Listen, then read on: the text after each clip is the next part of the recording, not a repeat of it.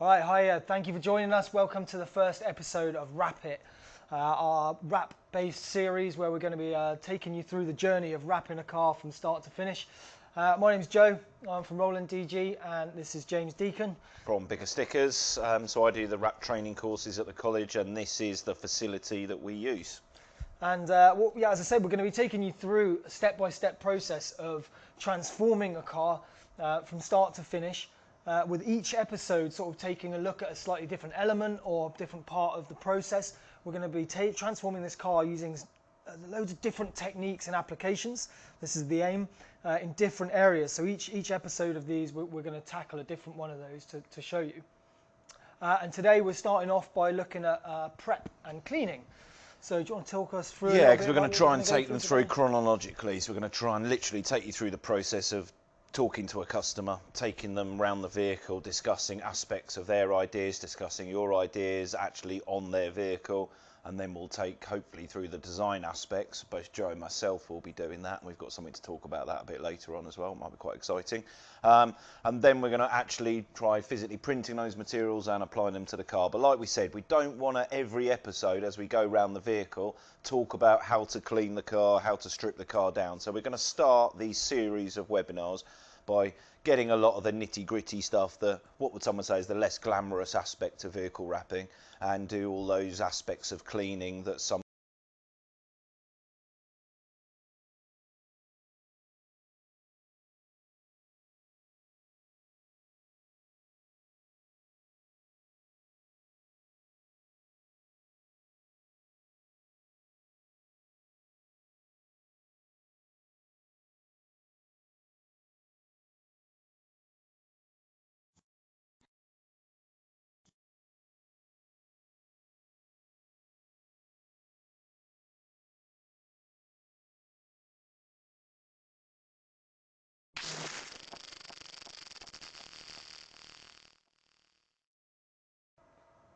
All right, hi, thank you for joining us. Welcome to the first episode of Wrap It, our wrap-based series where we're going to be taking you through the journey of wrapping a car from start to finish. My name's Joe, I'm from Roland, DG, and this is James Deacon. From Bigger Stickers, so I do the wrap training courses at the college, and this is the facility that we use. And as I said, we're going to be taking you through a step-by-step process of transforming a car from start to finish, with each episode sort of taking a look at a slightly different element or different part of the process. We're going to be transforming this car using loads of different techniques and applications. This is the aim, in different areas. So each episode of these, we're going to tackle a different one of those to show you. And today we're starting off by looking at prep and cleaning. So do you want to talk us through? Yeah, because we're going to try and take them through chronologically. So we're going to try and literally take you through the process of talking to a customer, taking them around the vehicle, discussing aspects of their ideas, discussing your ideas actually on their vehicle, and then we'll take hopefully through the design aspects. Both Joe and myself will be doing that, and we've got something to talk about that a bit later on as well. It might be quite exciting.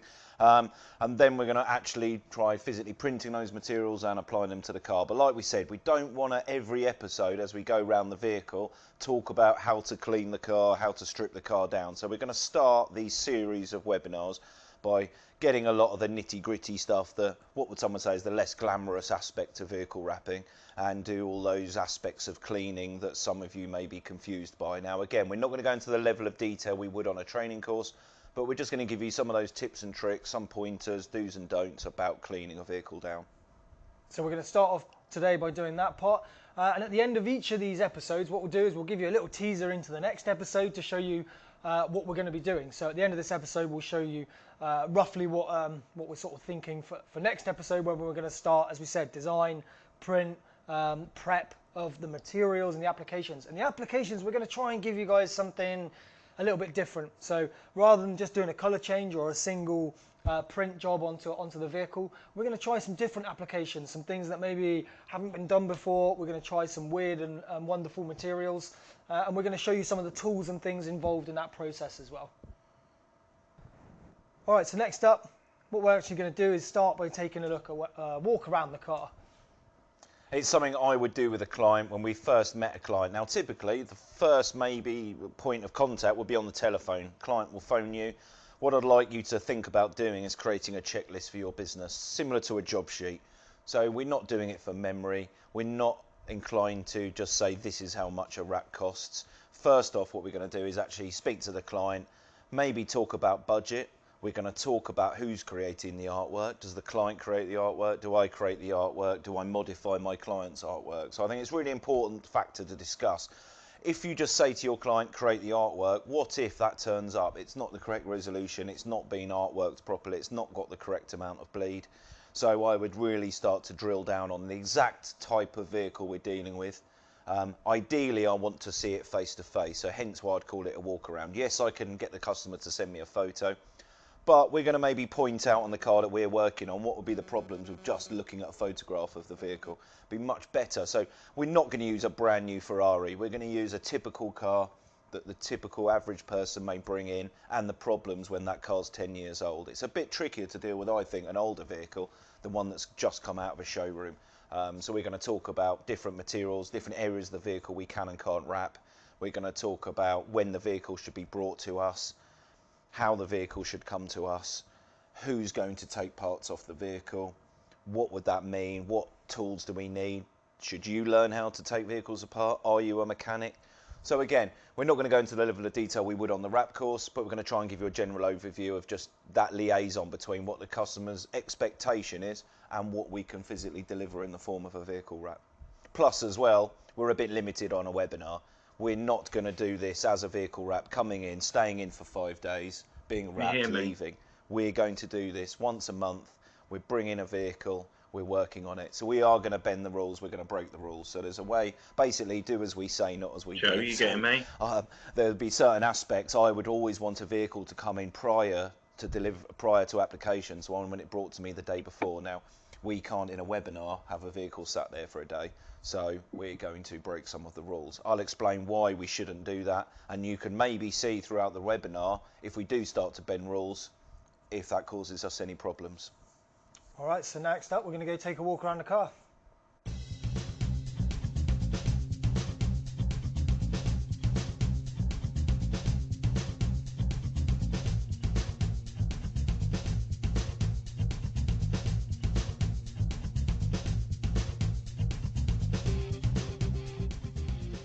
Right, in this next section, we're going to do a walk around with the client. That is the name I'd give to just the first stages of liaising with the client about the work you're carrying out and the condition you'd like the vehicle to arrive in. So, as you can see, we're just using the average Ford Mondeo. The graphics to be extraordinary, so we're using a normal, everyday vehicle. And this is maybe the condition you'd first see the vehicle. Now, this does a lot of mileage, this vehicle, as you can see, and it'll have a lot of contamination on the paintwork. So we'd like to discuss any issues with the vehicle itself. And then we'll like to consider how we're going to sort of tackle that and exactly what we're going to do to counteract any issues with that. Cards, just the condition of the vehicle, the condition of the paintwork, and making sure the job goes as smoothly as possible. So in this next section, we're going to look at taking the customer through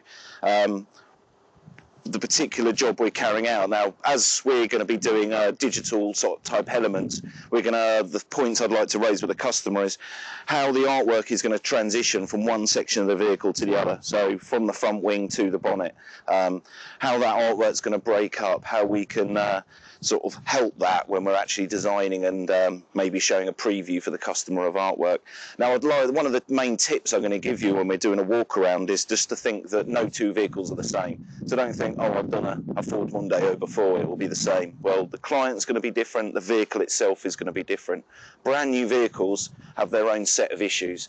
An older vehicle is going to have different issues we're going to have to discuss. So a brand new vehicle is going to possibly have contamination from where it leaves the factory. So it's going to have more silicons, waxes present. We've got to be really cautious of those. An older vehicle is going to have more issues with the paintwork, rust, dents in the paintwork, scratches, things I'd like to discuss at the point of sale rather than completing the work, customer coming to collect it and maybe not being happy with what's being provided. So that's some of the points we're going to raise now and hopefully make you realise that that can be sometimes where the problems can start at that first point of contact with the customer, yourself not understanding what the customer wants, the customer not understanding what you're providing. So hopefully this will make life a little bit easier for you. So when it comes to things like taking the vehicle apart, I'd like to discuss that with the client. Are we going to take the brake lights out? Are we going to remove the handles off the car? Again, I just want to reiterate, no two jobs are the same. So one client may want a very temporary wrap. It may not be necessary to remove the handles with that particular client. They don't want the expense of removing handles. Again, do bear in mind, removing handles may speed up the job massively, so it could actually decrease the price of wrapping the vehicle. So I would just like you to talk things through. Now, we've already highlighted some dents on this vehicle. There's a scrape at the rear here where the paint's been damaged, and actually I can feel the bodywork is pitted there. So I'd like to point that out to the customer, because sometimes they believe that the wrap will hide all those elements, but it won't. It could actually highlight some of that damage. So it may be an opportunity for you actually to undertake that work, or send them to a professional nearby who could undertake that work, or let the customer rectify the bodywork themselves, which is an option. But cover yourselves. Again, produce a paperwork that you can sign off when a vehicle comes in. Just make sure the customer's totally happy. We are actually going to take certain elements off this vehicle. We'll show you that in a bit. And also, it's a really good idea to possibly email the client before they arrive, to make sure that they are given the opportunity to clean their own vehicle, and they're giving clear instructions on how to do so. I'd just like to make sure that we also discuss, and the reason for them to bring the vehicle to you is, yes, you can work off a vehicle template. We can get the client to send us pictures, but there's nothing like seeing the actual vehicle in context. We can discuss delivery dates. You've got a better idea of how long the job will take. They can see your premises. You can actually physically meet the client. It might also lead to cross-selling or upselling, so just making sure that you can offer other services the client may require. So if you see condition of wheels, could we offer a wheel refurb? There are other elements I'd like to discuss before we sign off and actually decide how long we're going to book the vehicle in for. We've covered most of the points for you there. Again, we're going to be doing questions answers at the end of all these seminars, so if you have any particular issues you've had with checking a vehicle in, or something that went wrong when you didn't do a walk around, we'd love to hear that, just to help anyone in future with those same issues. Okay, another little tip, just things to remember when you're doing a walk around. Differences also between a colour change and a digital wrap possibly. So with a colour change, we're going to want to discuss things like door shuts. Does the customer expect just the exterior of the vehicle to be wrapped? Do they think they're going to receive the actual internal areas of the door shuts? Also, just don't forget that some customers would expect you to wrap this part of the door if you say you're going to wrap interior reveals and shuts. Now, this car hasn't got a roof rack. Some commercial vehicles would. So are you prepared to remove a very heavy roof rack from a vehicle? So possibly give the customer the option of removing that, or getting it removed professionally, just to make sure that there's no accidents caused and you don't get a series of commercial vehicles arrive and you lose days of work because of something you weren't prepared for or the customer expected you to undertake. Just to recap, and don't forget, please seek professional advice regards taking parts off vehicles. You may be affecting warranties. If you take apart electronics or complex parts of the vehicle, you can affect airbags. There can be lights on the dashboard you'll have to turn out, so please be careful. There are lots of videos online, but just make sure that it's always good to speak to a mechanic or hire a professional mechanic to strip vehicles. If you're doing lots of colour changing, I'd suggest you go down that route, unless you've got a very good mechanical background. Again, with commercial vehicles, we tend to find we're taking less off the vehicle, but again, with large contracts of fleet wrapping of digitally applied vehicle graphics, it's always good just to iron out whether you're wrapping the roof, which areas are going to be covered, which areas of the vehicle aren't going to be covered. So that's what the aim of a walk around, just liaise with the client and make sure we all understand where we stand. Okay, so now we're going to take you through some of the different tools that you're probably going to be using when it comes to cleaning and preparing your car. So we've got a whole bunch of different stuff laid out in front of us, and James is going to talk us through how you might use these on the car, or in preparation of getting onto the car as well, I guess. We've been kind enough to be supplied by a sign gear for a bunch of these tools, or most of the tools that you can see in front of you. It's a great site for getting any of the bits and bobs that you're probably going to need. So we'll talk through some of these different tools and how they might be used. So where are we going to start, James? I think we'll start with cleaning, because that's where we'll generally start. It is a tool of the trade. I'd just like to start by saying, You know, over the last 20 years, all these tools have been created pretty much. You know, it's amazing now just the level of detail they go into and specific tools for really specific jobs. So if we start with cleaning, now again, I'm going to start the whole subject of cleaning by mentioning that it will be dependent on the film you're using. So if you're using a particular manufacturer's material, you should probably speak to them and speak to see if they have a proprietary or an in-house cleaning system that should be used to get the warranty on the film. So if you're dealing with certain manufacturers, they have their own cleaning systems. We're going to talk about more of a generic cleaning system and the type of stuff you'd want in a metal cabinet back in the workshop. So we'll start with the first parts of cleaning. Now we're going to mention a little bit about pre-warning the customer, the condition you'd like the vehicle to arrive in, doing a sign-off sheet for the vehicle, making sure it's generally clean, and ideally you've done a walk around, which we'll show you in another part of the webinar, just to identify any issues with the vehicle and the condition the vehicle should arrive in. For instance, I mentioned I'm going to get the vehicle steam cleaned ideally before they come in, or at least a jet wash.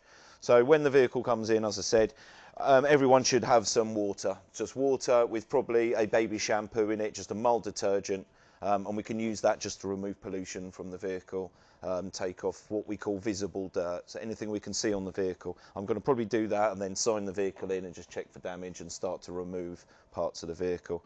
Now the big key thing that I tend to find most people miss when they're talking about the subject of cleaning is, one, not doing enough cleaning, and also not realising the amount of contamination that could be on a vehicle, and appreciating that a brand new vehicle will have as many issues as an older vehicle, just that they will have different chemicals, different types of contamination on them. Oh, what, so from coming out of the factory, they'll have different coatings or? Yeah, so they'll go through a process they call PDI, pre-delivery inspection. So they will wipe the vehicle down, their main machine, polish the vehicle. They use back to black, they use silicone type products, they use waxes along the seals in the factory and then pre-delivery. So simply wiping a vehicle with alcohol is not going to remove all that contamination.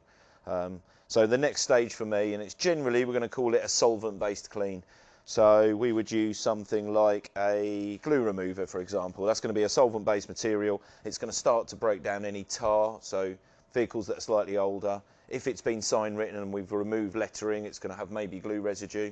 So we'd do something like that. And a lot of these solvent-based cleaners will also remove wax and silicons.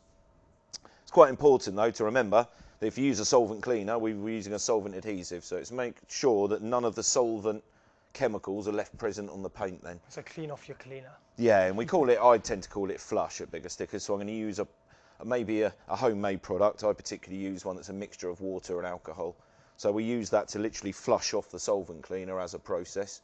And then I would start to look at using either a manufacturer's approved surface cleaner or a surface cleaner, which is in this little pack you can see. So that's just a little small amount of each product. There's application fluids, isopropanol, surface cleaners and a glue remover. So it's good to have something and a good well-rounded cleaning kit. And then, so basically pure isopropanol for the final stages. And not just the chemicals you're using, but you'd also have a good think about the cloths you're using. Something like microfibers are great. They're a good all-purpose cloth. They really sort of dry out an area, good to use with waters, things that take longer to evaporate. Be very careful to buy good quality, because the dye, when we're using some of these chemicals, the dye can leach out into paint, so we wouldn't want to damage a vehicle, stain a vehicle. Would you just stick them in the wash in between then? You could, but then I would never use anything other than a white lint-free cloth for the final process of cleaning. So if I'm cleaning with water and just getting pollution off, getting mud off a vehicle, I'm going to use a cloth that I can wash and use again just for environmental purposes as well. But when I get down to those final stages of cleaning, I don't want to use a tissue that's going to give off lots of dust. I'm going to use something that's white as well, because I'm looking for what we call molecular contamination. Again, I'll never see molecules, but I know that if I'm cleaning an edge and my white cloth isn't white anymore, I would clean the vehicle again until it is. Obviously around rubbers, when you're using alcohols, it'll always leave a mark. So don't keep cleaning your car rubbers until there aren't any rubbers there anymore. And it's just mentioning with cleaning to be exceptionally careful with the vehicle. And obviously there's no point cleaning a vehicle down then taking parts off.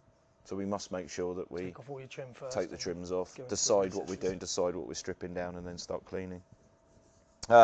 Again, there's some amazing products. There's one I didn't know existed, so we got Rat Wash. So it's just a specially formulated pH neutral shampoo to break down the dirt on a vehicle as a pre-clean. So if you are going to clean the vehicle down. Less cleaning afterwards to get the cleaner off. Yeah, so it's just a general wash which is going to clean the vehicle up before it possibly even comes into your workshop. So outside you might want to give it a clean down, get the worst of the contamination off it. Yeah, I mean we've even got this handy little pressure dispenser again. Super easy, but just means that it saves you using one of the little bottles to spray the whole car. Again, quite good for... And then we're washing it down. And also some of these work upside down. We're doing underneath, and there are bottles that work upside down now. So again, we can even get specialist cleaning bottles that we can use on the car. And again, different types of tissue, some tougher than others. This is a high quality one again. I would urge you not to use really cheap tissue, something that's going to scratch the vehicle. The other things I want to give a quick mention to are more car detailing products, so snow foam to get deep contamination out of paint, because if someone's polished their car a lot, used a lot of silicons, it's deep within the paint, so something to maybe cleanse the paint. We could also look at products like clay mitts, clay bar, to get any nibs off the paint, any other sort of contamination like that. And also don't forget your hands. When you've cleaned a vehicle, there's two sort of things I want to mention just about your hands. One is they're very good sensors. You can feel if paint is still slippery, if there is contamination from silicone there. Just be more aware near trims. Now also remember, if someone touches your paint to check if there's contamination there, they've then contaminated it, because there's also oils on our hands. So ideally wear gloves when you're doing the cleaning process. When you start to use some of these heavier chemicals, surface cleaners, you'll realise it actually melts latex gloves. So think that what that's doing to your skin, things can enter your bloodstream. So I'd always recommend using good quality protective gloves for the cleaning process. Okay, so what's next? So if we move down, we've got the basic tools of fitting. So I'm never going to fit a wrap without a squeegee, a glove, a heat gun. Thinking about temperature. We've got a few different squeegees here, haven't we? Yeah, like so...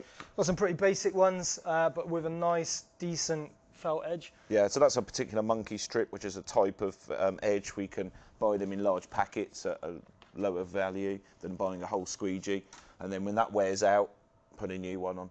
Typically at least every day, possibly, if I'm doing a lot of vinyl work. Sometimes you'll replace that a couple of times a day. We try not to put the tools down. We try not to let them get contaminated. So at the end of all this, we'd probably like to keep it all in a kit, some sort of tool belt to keep all the tools in. Yes, that's what we've got here. It's a handy little belt that goes around your waist. It's model that for us now. It's got a little magnet on it. It's got little clips in it for chucking all your different bits on for easy access as well. So that's quite handy. And with the squeegees, we've got different hardnesses as well. We've got some that are a bit more flexible than others. Yeah. We've got ones that are different shapes as well for getting into different recesses and things. Got ones like this. It comes in a neat little holder. Better hand position, better grip. We've got to think about, you know, tendons and carpal tunnel and how we're holding something and angles we're using. And then even some will be custom made. Now years ago we used to custom make them. Nowadays you've got all weird and wonderful. Again, these have got different amounts of flex. They've got different shapes at the end. We can hopefully show you later. And again, we're going to go into more detail on some of these tools when we're actually using them, because there's no better way to show a tool than actually physically show you what to do with it and how to use it. So these ones will actually clip to your vehicle. They've got magnetic strips in them, so they're always easy to hand when you need them. Yes, you guys probably can't see close up there. As we said, we'll show you in a bit, but these have got little hooks on them. This one's got a little kind of foot that's really thin for getting in and behind. Yeah, all those nooks and crannies around the backs of edges, things like that. And then different hardnesses of the other ones as well. And then fitting tools, we've got gloves. So that's a brand new one on the market. That's a super glove. So there's many others. There's wrap glove. You can just use a basic cotton glove. The idea of these is they've got better slip ability, so it's going to move. We can press harder on the film without generating friction, so they glide. Very hard wearing and durable as well, these ones. Okay, what's this one? Yeah, just found that in there. That's the put on the edge of your squeegee, so you can put that on the edge of a squeegee and then put it in a holder, that as well. So then you can actually, you get more glide with your squeegee, less friction, less scratching, less marking.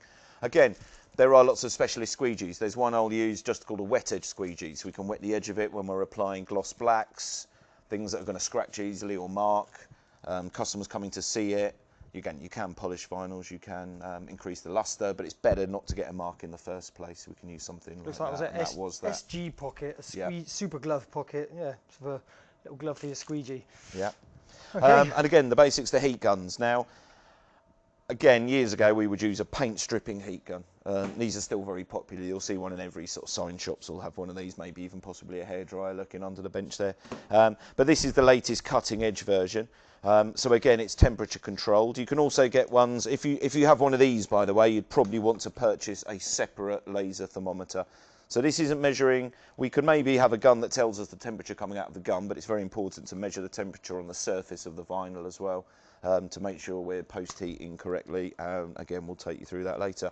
This gun, however, this will actually measure the surface temperature and will adjust its own thermometer accordingly. So it will increase and decrease temperature to form an accurate heat on the surface, so we can use it for post-heating. So again, when we're doing that, we'll go into a bit more detail about that gun. You've got the Steinel gun, so it will have one of these that effectively clips onto the top of the gun. So similar to this sort of idea. Again, the more expensive the gun, typically the longer the cable, because again, sign guys want to be able to walk all around a vehicle working on it all day. The build quality will be better on a better gun, and but we're literally talking entry-level gun.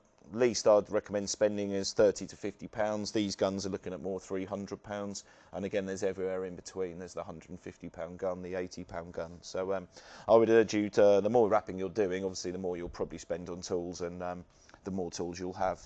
So and then we've got magnets. So I'm just going to disappear for a minute actually, because I've just realised I've got another one round here. But if you open that up, Joe. Let's have a look at this one. So these magnets are for holding things, maybe your prints, onto the vehicle. So once if you want to hang your print in place onto the vehicle and pop it on so you can line it, then these magnets are great for doing that. There's some different shapes here. And then you've got these ones you may have seen before. So this one would clamp onto the vehicle. You've then got to remove the handle if you want to have vinyl flush or do a reveal. So these handles screw on and off like so. You've got the ring pull type magnets. They tend to be very powerful neodymium magnets. These are encased in plastic, and they have a protective sheath so it doesn't attract all your blades in your toolkit and things like that. So yeah, lots of different shapes. This one's very interesting cutter as well, while we're talking about cutters. So this is a double-edge cutter. What this is designed for, I haven't set it up yet. Again, we'll do a more explanation demo when we actually use it. But this can cut a channel in your backing paper to do what we call a centre reveal. So we can cut through the backing, just a 1-inch slither off the backing paper, and then it allows us to reveal the material from the centre out. So we'll show you that in a bit more detail. Again, we're going towards the more expensive end of the spectrum for knives, but I think this is worth its weight in gold. It's something you'll use all the time. We have an NT blade there, which is a different type of cutter. Again, lots of people use an Alpha blade as well as a different type. And then you've got your Swan Morton knife as well, the retractable. You're probably using a 10A or an 11 blade in that. And then just for safety, we have a cage. So this is what you'll put blades into when they're used. So you can have that on your toolkit and your tool belt, so you're not tempted to roll knives in vinyl and put them in the bin and naughty things like that. So that's what the cage is for. So I think we've covered everything for now. If we've missed anything, we'll come back to it in more detail while we're actually using the tools. But that's just the general overview. Again, I would expect to spend, you know, £100 to £300 on tools for a basic sign shot, a wrap shot. So you're not talking thousands of pounds. So I would err on the side of quality when you're going to buy tools. They do speed the job up. I may use some of these tools once a month, but when I use it, it's needed, it's paid for itself that one time I've used it. So I would recommend that. And just make sure you store chemicals correctly. You follow health and safety guidelines with knives, with chemicals, with electricity. Again, it's quite dangerous.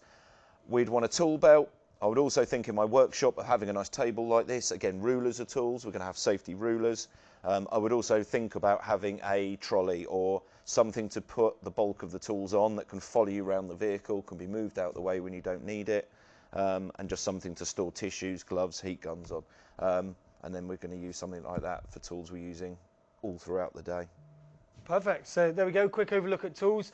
Next we're going to move on to doing some actual cleaning on the vehicle. Okay, so now we're outside with the car. Probably want to be inside for this bit, but we're just going to give you a little bit of a demonstration. So James is going to talk us through by giving us an idea of what kind of cleaning you're going to do on the door here, and maybe have a look at removing this door handle too. Yeah, so we've spoken a little bit about walk around, so going beyond that. So as you can see, if a car turns up there, it's way too dirty. So we're on a preliminary clean ideally. I would normally just start jet washing, but we're going to say worst case scenario. The reason I don't want it turning up like this, if I start wiping tissue into this dirt and grime, it's going to grind it into the paint. If this is a high-end car, I'm going to affect the paint. So we really just want water to take off that initial dirt and grime. Again, most trade vehicles, people won't notice and people just start wiping it with a cloth. But you've got to be careful that we don't create swirls in the paint, when we're wiping dust and grit over the surface. Also, we'd want to strip the vehicle prior to cleaning. So I'm just going to start with the handle. Now, there's probably a Ford mechanic somewhere which is turning in his grave watching me do this, but the principle of most handles is holding the handle in that position, undoing the grub screw, and you'll slowly find that this barrel, the barrel section, will become loose. Now, you've got to be careful what you're doing with cars. Don't do this. Again, ideally speak to a Ford mechanic. I will now just show you some of the issues with taking handles apart. Obviously, if you're halfway through unscrewing that and you hear this clunk and a crash, the whole door mechanism is falling down inside the car and you've probably taken it out too far. So be careful. But now you can see I can take that out. Now what happens is a lot of these pre-tension themselves, but some don't. So if you feel there's still resistance on the handle, you'll find that the clips will come out, and you'll find that the bar isn't preloaded. So what you'll find is normally it would just be a reverse process. We can take these rubbers out, we can take these out, the handle will slot back in, do the grub screw back up, and the handle will pull in tight. If it's not preloaded, it then involves trying to get that bar back out, hooking the handle back over it. So we'll show you that process later as well, but just be very careful, because if you can't access that, you could find it's very difficult to get the handle back on. If you've taken all the handles off the car and shut the doors and can't open the car, it all gets a bit embarrassing. So as you can see, be careful of these little fine bits of plastic. I've had these handles off loads of times, that always pops out. But just be careful that you retain any materials, you put stuff down in the right place, you label things, and I would suggest when you're practicing, take one handle off at a time. But my general advice is speak to a technician. And we're going to be taking off all of the trim before cleaning, so all rubbers, all bits. A lot of these rubbers on these vehicles are fixed, so it's actually to the top end of the door. So I haven't actually got a door rubber on the A-pillar. So but if possible, all vehicles are built differently. Yeah, generally rubbers off, trims off, clean behind it. Don't take them off after you've cleaned, mind your fingers. All right, so what do you need me to pass to you for starters? So the first thing I'm doing as well is obviously I'm sat down. I'm going to be much more comfortable when it gets to the later stages of cleaning. If I'm not spending over, if my back's not hurting, I'm going to take more time and care over cleaning the vehicle. So what we'll actually start with is probably water, as I said, just to act like a jet wash. We'll try and blast them. You might want to step back for this moment. Yeah. So I'm just literally going to wet the car down and just flush off a lot of that dirt with water. So I'll just tackle a small section of the vehicle for now. But ideally you'd want to use a high pressure washer, get a lot of this grit and grime off, or ideally steam cleaning will start to loosen a lot of that debris. I'd also recommend not cleaning on the day of application. I get all my vehicles delivered the day prior to delivery, so if using any sort of water, that's got a full 24 hours to evaporate before we start using chemical or we start actually applying vinyl. So once I've flushed all that off, I'm going to continue to use water and soap just to take off the worst of the grime. And I'm going to constantly turn my cloth. I'm not going to continue to move dirt around the panel and contamination around the panel. So when a piece is being completely used, fresh bit of cloth, make sure we use every part of the cloth. And we're just going to clean one section of this door down. So at last you can see the actual colour of the paint now, at least. But what that has revealed to me, now I can see that, and this is why I say it's a good idea to do a preliminary clean with the client still present, or have the client have the vehicle to be clean, then bring it to you. Because what I'm seeing now is possibly chips in the paint, some of that is dirt. I'm seeing little scrapes, scratches, marks. I can see it much clearer than when it was dirty and it's got lots of contamination on it. I'm also concerned if I use the back of my hand, I can generally feel texture there. That's telling me there's a lot of tar present. So then we would go to a tar and glue remover, if you won't mind grabbing that for me, Joe. It's just inside there. So what I'm going to start to do now is a solvent clean of this panel. I've identified it's not a brand new vehicle. It has got, obviously driven through road works, it's picked up tar. There could have been glue residue left from sign writing. So we're just going to allow some solvents to absorb into that. So I'm using another piece of tissue again now, one that I can continue just to use with this product. Again, if I use a wet cloth, it would dilute this solution. So we're just going to use another cloth now. And I'm still using this really sort of tough, durable cloth. It's not falling apart. It's going to stay together so I can continue to use it. And hopefully I'm not picking up too much dirt because I've cleaned it with water, and I'm being quite liberal with this product. You'll typically find solvent cleaners won't evaporate as quickly, so you've got a bit more time to let them soak in. So we're just going to take, as you can see, I'm still getting dirt off on my cloth as well, even though we cleaned it down with water. Again, I was going to be a bit more generous with that.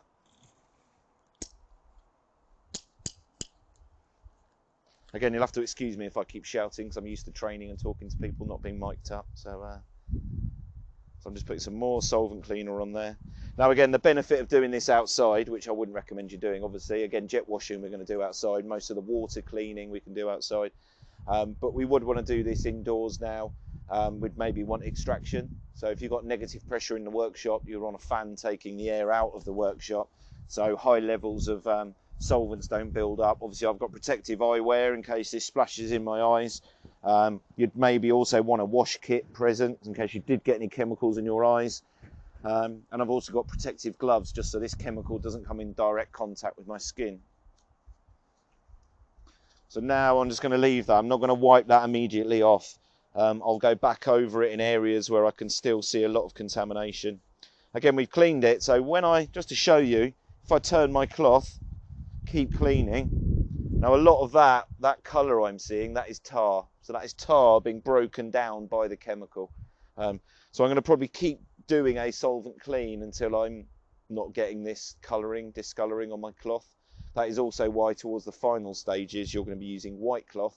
So we just make sure we haven't got any contamination on the surface. As I've said as well, you've got to be interested in paint if you're covering up paint. So I'm also looking just to see if it has had respray work. I'm also quite conscious, especially at the walk around stage, is this brand new paint? Is this vehicle 1 year old? This is 10 years old. So in my mind, I'm always thinking of paint on a microscopic level and thinking, how much surface area has my glue got to adhere to?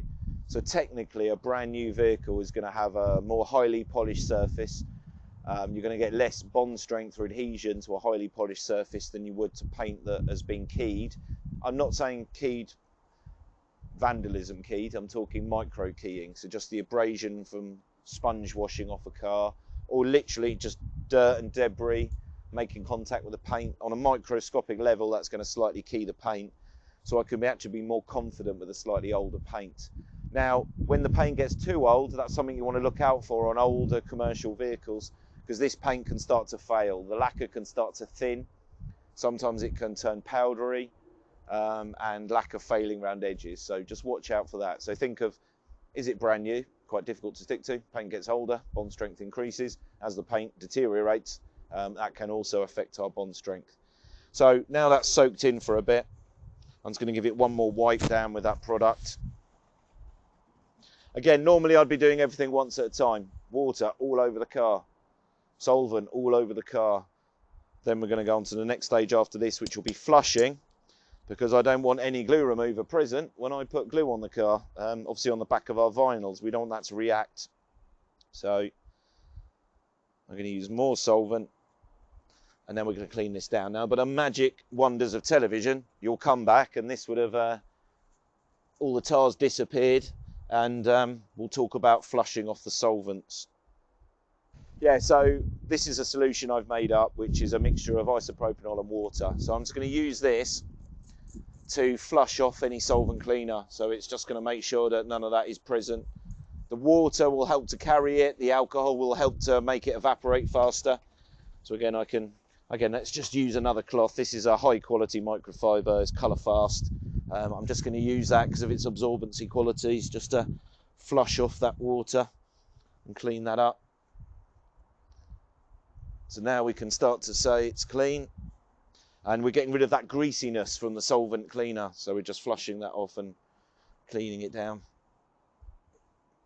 Then, as we get towards the end, we would use the white cloth, and we would use a full strength isopropanol, for example.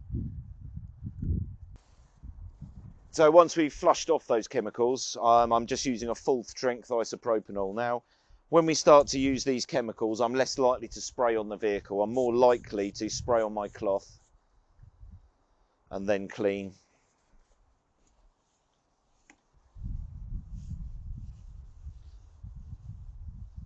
And we tend to clean in a straight action. It's less likely to create swirls in the paint if we're cleaning like that. You're going to use a soft cloth. It's going to be white. It's going to be lint free. And again, the reason for using a white cloth is as I get down to the final stages, I can just make sure my cloth is still white and there's no contamination on there. In the reality, I know I've just shown this area, but I'm probably going to spend twice as long cleaning the edges of panels. Here, we don't have to worry too much about bond strength. So as long as there's no contamination, nothing's going to react with the adhesive. I'm actually more concerned about swage lines, areas like this around handles, edges of panels where I need a really high bond strength. Again, if you're using an actual manufacturer's film, you may want to use a specialist cleaner. This is a popular one, Avery Surface Cleaner. You've also got the Sign Gear Surface Cleaner, and some are dedicated to particular tasks. Again, do I need to use this over the entire surface area of the vehicle? I may just use it on gaps, edges, just where I want really high bond strength. So that, as a general overview, should be ready to apply film. But there's nothing better than continuing to check for contamination, remembering that oils from skin will contaminate paint though, and just attention to detail. It's areas like the bottoms of wheel arches, inside wheel arches, that people tend to rush, don't do correctly, and they're the first parts of a wrap that could potentially fail. So cleaning is everything, basically. Okay, so we've tackled the cleaning. We've looked at the preparation and a bunch of the tools as well. We started to take a look at the car to try and figure out what we're going to do for our first full episode of application. So we're probably going to be looking at the sort of rear left-hand side of the car, and we're going to try and mix some interesting materials, which is what we've got here.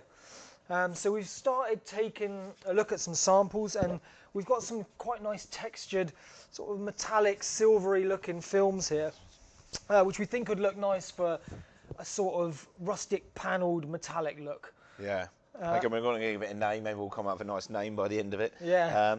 And it's also just making sure we're doing print tests, because what we're working with is essentially a wrap film. So it's not a system. It's not a print laminate. It's not a print media for starters. So we're just making sure, because we've actually found that a lot of these films will go through the VG2, the new VG2 printer. So we're just doing some print samples, some coated films, some wrap vinyls. It's not suitable to print onto. We are going off-piste a bit here. We're not doing something which necessarily a manufacturer would condone or guarantee or warranty. So this is just me and Joe being creative, seeing what works, just trying to push the envelope of vehicle wrapping a bit.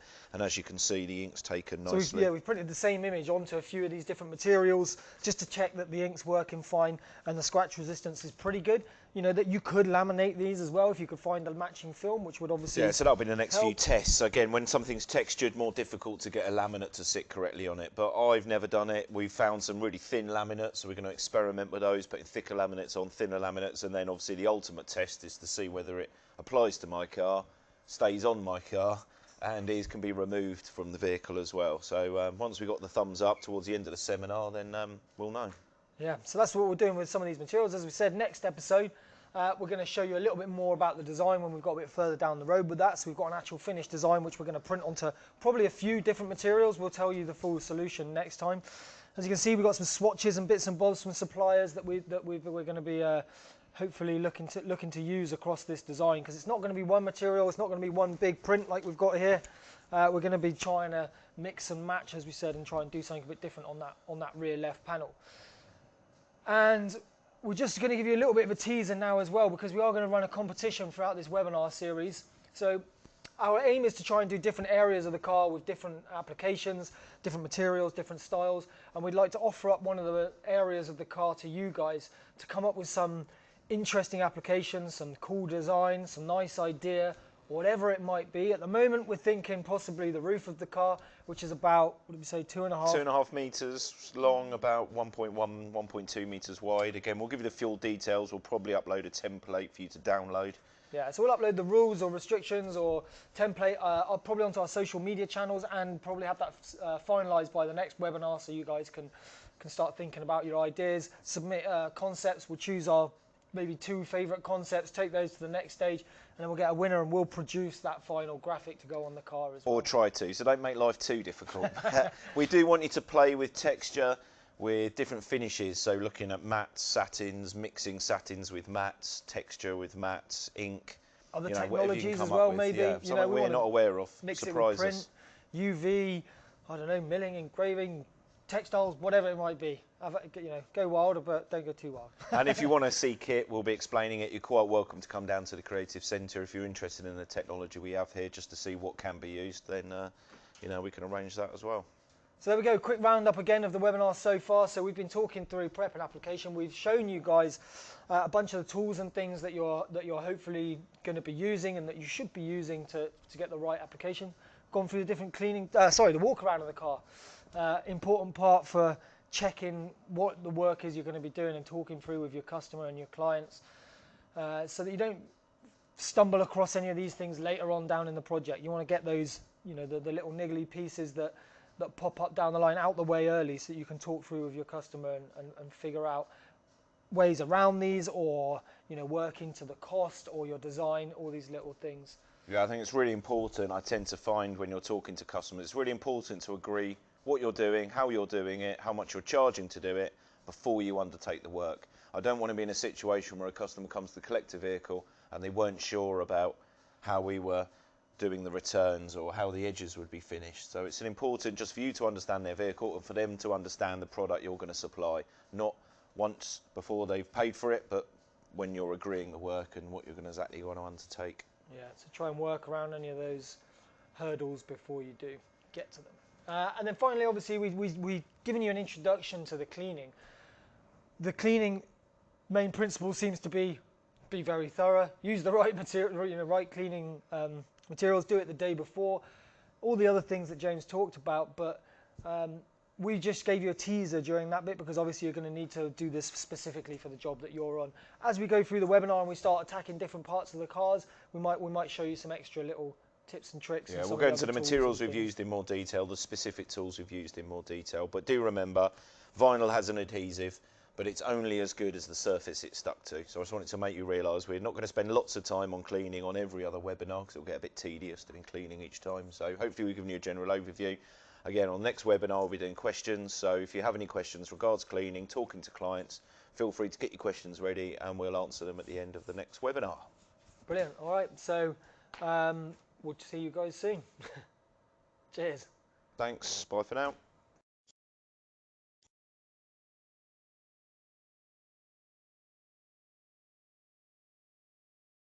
Okay. Just a moment. Okay, so hopefully you guys can all hear and see me okay now after we finish playing that video. We'll just see if we can get James back online as well so we can answer some of your questions. Just bear with us one moment.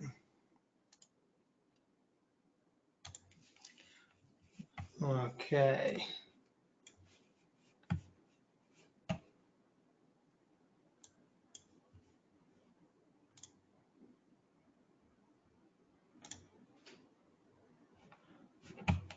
And let's just see, sorry, I was just seeing if we can get James up here.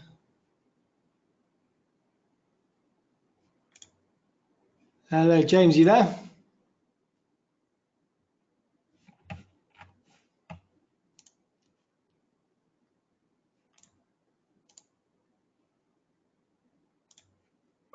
There you go. There we go. Sorry. All right. So thanks, guys. I hope you found that useful.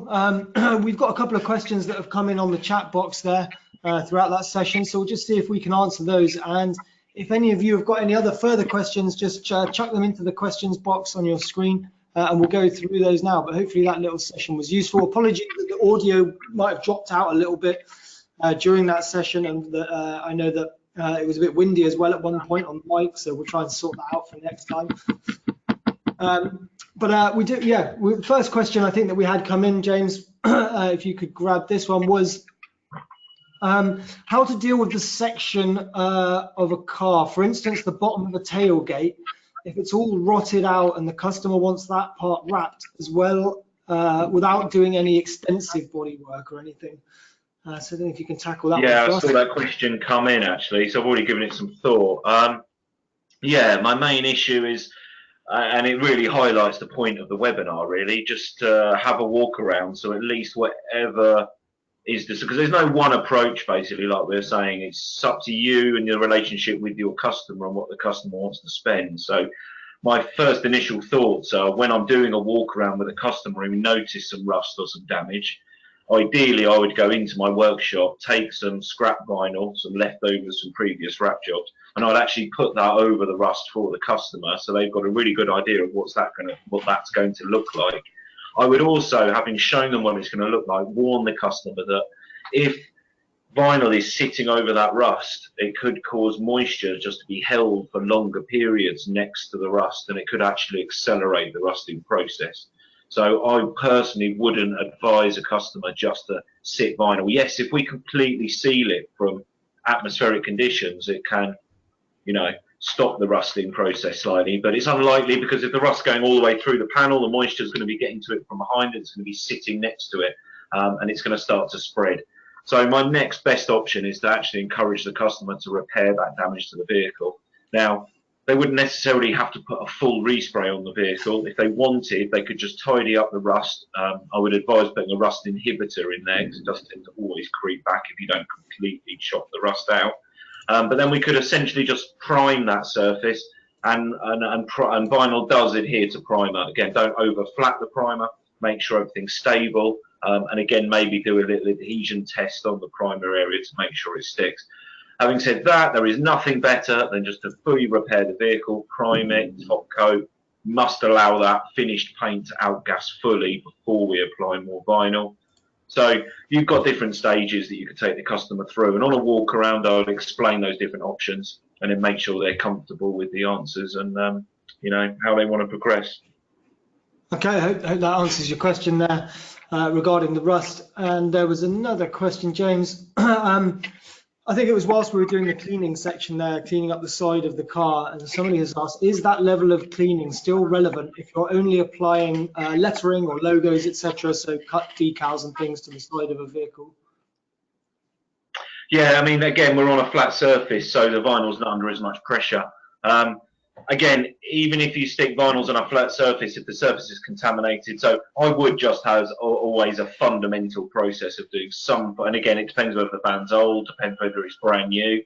So I would generally have a system in place for both types. If the vehicle's brand new, just a quick wipe with a solvent, flush it, straight on with your alcohol, possibly just an isopropanol. If it's an older van, just remember what we're dealing with older vehicles and the possible contamination they have. But I wouldn't like you to start cutting corners, basically. Don't think that just a wipe with the back of your hand will get the dust off and you're all good. It will, again, speak to your manufacturer of the vinyl. They will always have in their terms and conditions some sort of preliminary cleaning process before vinyl should be applied. So always follow, you know, the label on the tin, as it were, regards how your manufacturer would like. Because when they say something is a 5 to 7 year vinyl for sign writing, it is based on you cleaning it out of the manufacturer's terms and conditions.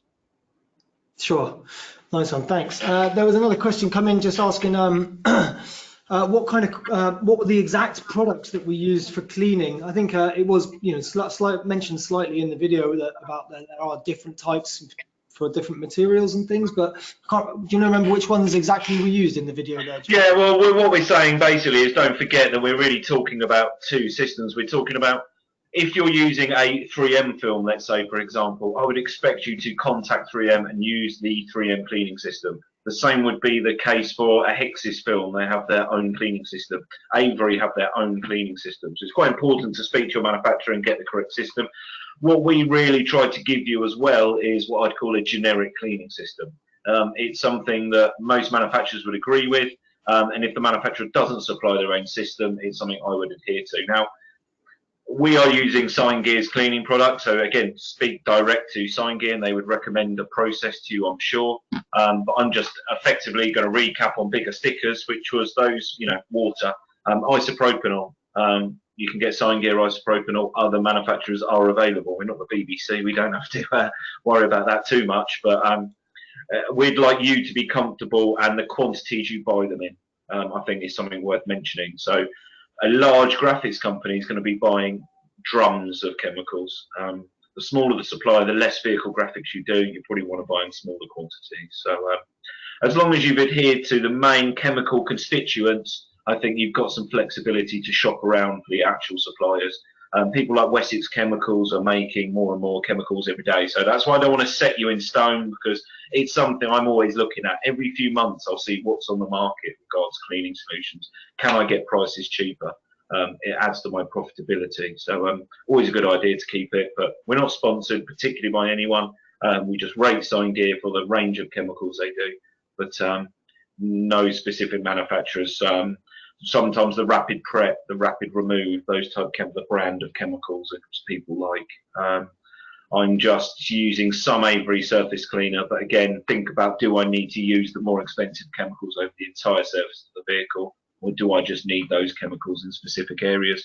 Also, by the way, look at primers. Not something which I do use a lot with regards to vehicle graphics, but if you start to go off-piste a bit more, I've just been wrapping a piece of actually prints circuit boards. So we've been wrapping a huge flatbed bit of kit, so it's not a vehicle wrap, and we've actually used a small amount of primer on some of those edges just to increase bond strength. So not so much cleaning, more priming, but just to look at those as well.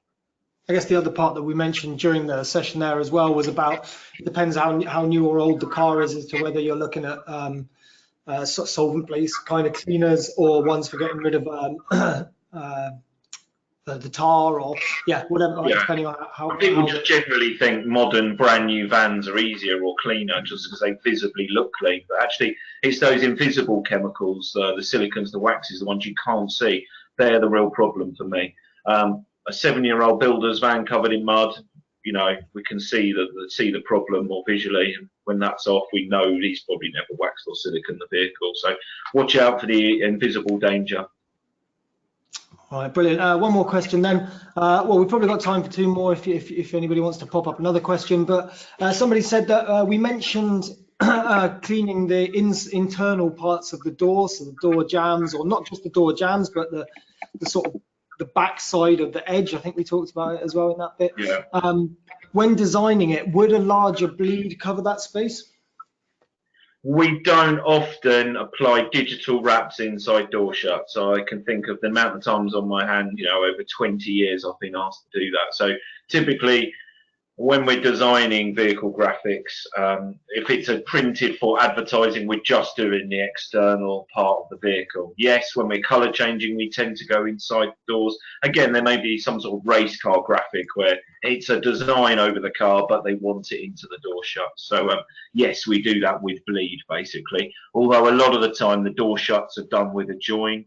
So the door shut area will be one piece of application. The external part will be a separate application. The reason we're doing that as well, if someone scuffs the door jamb or the returns, they can be replaced. If it was one continuous piece of film, if someone scuffed the inside of a door shut, we'd have to take all the wrap off and reapply it. So I'd be dubious about doing that.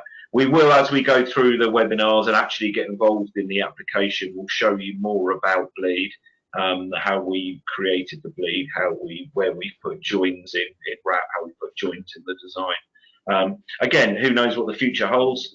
In the future, people may want digitally printed wraps that do cover the door shut areas, but to line up those elements are very technically difficult. So anything that takes more time is more money, is more expense. So until the customers are willing to pay for that, then I think we're a way off that yet, personally. So but now we're just going to wrap door shut areas in color change. But yes, we must, when we start getting into door shuts, we can start to think about the amount of grease that's put onto hinges. Someone may have just sprayed WD-40 in that door shut. Someone maybe have wiped or sprayed a rubber seal with something to stop leaks or sunroofs. So it's very important to clean rubbers, remove rubbers. If you're just wrapping the paintwork, don't forget to clean the windows of the vehicle.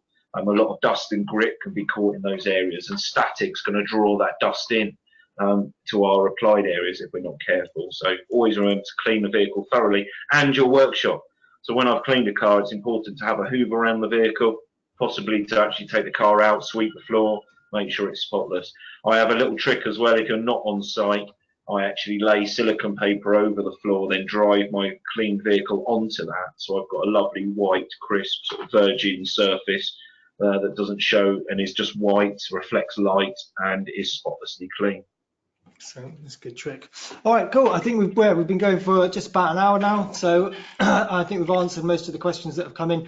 If there's any further questions that we have missed or that you guys want to put in now, James and I will email you guys with any answers to those. But hope you guys found that session useful. As we said, the next one we're going to actually be going through a little bit of the design process, some of the print, and then our first piece of application where we're going to be tackling the rear left corner of the car with some interesting materials and hopefully an interesting looking design and application. That will be up soon.